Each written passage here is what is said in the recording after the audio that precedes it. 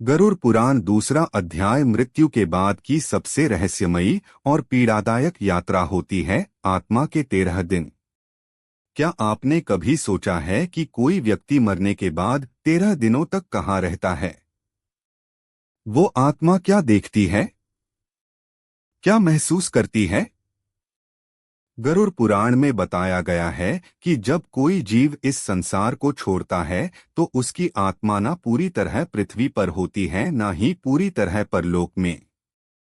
वह एक विचलित अवस्था में होती है, जहां हर दिन एक नया अनुभव, एक नई सजा, एक नया एहसास उसके सामने आता है। पहले दिन आत्मा अपने निर्जीव शरीर को देखती है। उसे समझ ही नहीं आता कि वो मर चुकी है। दूसरे दिन वो अपने प्रियजनों की चीखें सुनती है पर कुछ कर नहीं पाती। तीसरे से 5वें दिन तक उसे अपने कर्मों का हिसाब याद आने लगता है। वो हर उस पल को दोबारा जीती है जहां उसने किसी का दिल दुखाया था।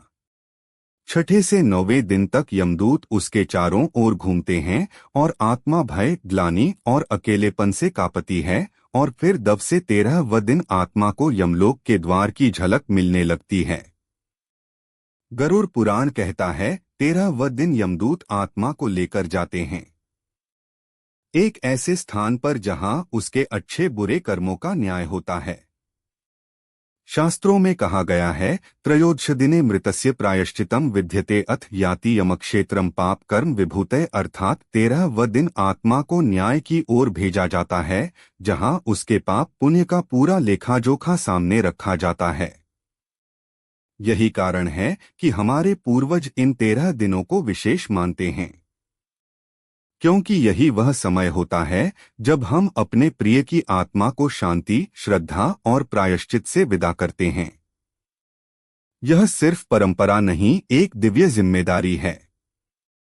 और अब इस यात्रा का अगला चरण है यमलोक का पहला द्वार, जहां आत्मा अपना पहला निर्णय सुनती है। क्या उसे नरक भेजा जाएगा या मिलेगा दूसरा अवसर? जानने के लिए जुड़े रहिए अगले अध्याय में। और अगर आपने इस रहस्यमयी यात्रा को अब तक महसूस किया है तो इस ज्ञान को जरूर आगे बढ़ाएं।